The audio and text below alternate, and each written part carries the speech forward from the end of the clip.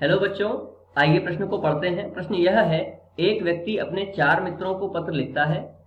वह प्रत्येक को उसकी नकल करके 4 दूसरे व्यक्तियों को भेजने का निर्देश देता है तथा उनसे भी यही करने को कहता है कि प्रत्येक पत्र प्राप्त करने वाला व्यक्ति इस श्रृंखला को जारी रखे। यह कल्पना करके कि श्रृंखला न टूटे तो 8वें पत्रों के समूह भेजे जाने तक कितना डाक खर्च होगा, जबकि एक पत्र का डाक खर्च 50 पैसे है। तो आइए सर्वप्रथम प्रश्न की मुख्य अवधारणा को जान लेते हैं।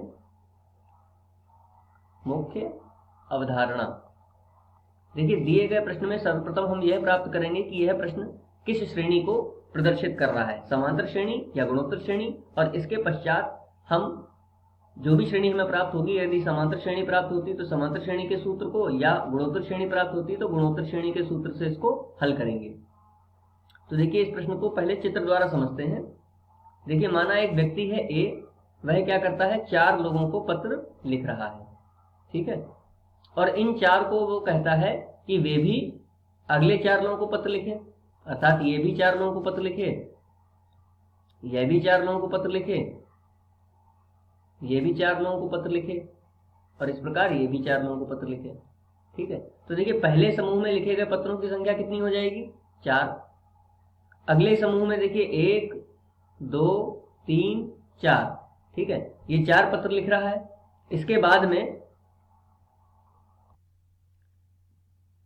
में लिखे गए पत्रों की संख्या देखिए कितनी हो रही है, 4 ये पत्र लिखे गए हैं, 4 ये पत्र लिखे गए हैं, 4 ये पत्र लिखे गए हैं, 4 ये पत्र, तो 4 4 8 4 12 4 16। अगले समूह में लिखे गए पत्रों की संख्या है 16। इसके बाद ये 4 लोग फिर 4 पत्र लिखेंगे, यानी कि ये 4 पत्रों को लिखेगा, ये 4 पत्रों को लिखेगा, ये 4 पत्रों को लिखेगा, ये 4 पत्रों को लिखेगा।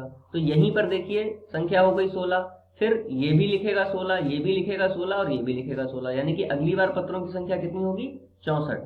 तो इस प्रकार एक श्रेणी बन रही है, और ये क्रम कब तक चलता रहेगा, 8वें पत्रों के समूह तक चलता रहेगा। तो देखिए पहली बार में लिखे गए पत्रों की संख्या है 4, अर्थात 50 पैसे के हिसाब से जो खर्चा आएगा 4 पत्रों को लिखने का, वो 50 पैसे के हिसाब से कितना आएगा, 2 रुपए। 16 पत्रों को लिखने का खर्चा कितना आएगा, 8 रुपए। इसी तरह 64 पत्रों को लिखने का खर्चा कितना आएगा, 32 रुपए। और इस तरह से एक हमें देखिए गुणोत्तर श्रेणी प्राप्त हो रही है। तो गुणोत्तर श्रेणी को हल करने के लिए जो सूत्र है वह क्या है, Sn बराबर a r की घात n माइनस 1 और बटे में r माइनस 1, जहां पर a प्रथम पद, r सार्वनुपात तथा n पदों की संख्या को प्रदर्शित करता है। तो आइए इस मुख्य अवधारणा के आधार पर अब प्रश्न को हल कर लेते हैं और इस सूत्र में रख देते हैं सारे मान। तो देखिए 8वें समूह के लिए हमें ज्ञात करना है, तो n की संख्या कितनी हो गई, 8। प्रथम पद कितना दे रखा है, देखिए 2, तो प्रथम पद हो गया 2। और इसका जो सार्वानुपात है r, वह कितना प्राप्त होगा, देखिए सार्वानुपात हम कैसे प्राप्त कर सकते हैं कि 8 और 2, तो 8 को यदि हम 2 से भाग दे दें तो कितना आएगा, 4, या फिर 32 को 8 से भाग दे दें तो भी हमें कितना प्राप्त होगा, 4। तो सार्वानुपात कितना है, 4। यहां पर रख लेते हैं सार्वानुपात 4। तो S 8 का मान प्राप्त होगा हमें a अर्थात 2, r की घात n यानी कि 4 की घात n का मान है 8 माइनस 1 और बटे में r माइनस 1 यानी कि 4 माइनस 1। इसको हल कर लेते हैं, 2 4 की घात 8। अब देखिए 4 की घात 8 का मतलब हो गया 4 गुणा 4 गुणा 4 गुणा 4, तो 4 चौक 16, चौक 64, चक्कू 256। और इसी प्रकार अगले 4 की 4 बार गुणा करेंगे तो हमें प्राप्त होगा 256। अब 256 और 256 की गुणा कर लेते हैं। तो 256 की यदि हम पहले 6 से गुणा करें तो कितना आएगा, 6 छंग 36 का 6 हासिल 3, 6 पंजे 30 और 3 33 का 3 हासिल 3, 6 दूनी 12 और 3 15। इसके बाद 5 से गुणा करेंगे, 5 चौका 30 का 0 हासिल 3, 5 पंजे 25 और 3 28 का 8 हासिल 2, 5 दूनी 10 और 2 12।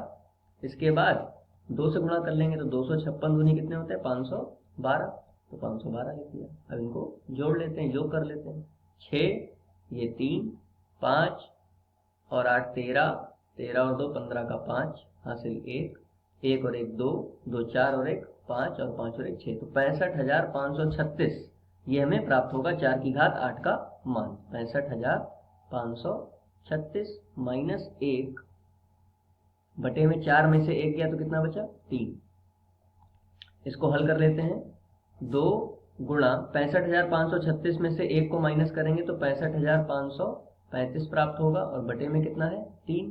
3 से यदि भाग कर लें तो कितना होगा 3 दूनी 6, फिर 3 एक कम 3, 2 बचे, 3 अट्ठे 24, तो 1 बचेगा, 3 चौक 12, फिर 1 बचेगा, 3 पंजे 15, तो 21,845। इसकी 2 से गुणा कर लें तो 2 पंजे 10 का 0 हासिल 1, 2 चौक 8 और 1 9, 2 अट्ठे 16 का 6 हासिल 1, 2 एकम 2 और 1 3, 2 दूनी 4, तो 43,690 रुपये ये कुल खर्चा हमें लगेगा। तो मुख्य अवधारणा के आधार पर ये दिए गए प्रश्न का उपयुक्त उत्तर है। आशा करते हैं आपको समझ में आया होगा। धन्यवाद।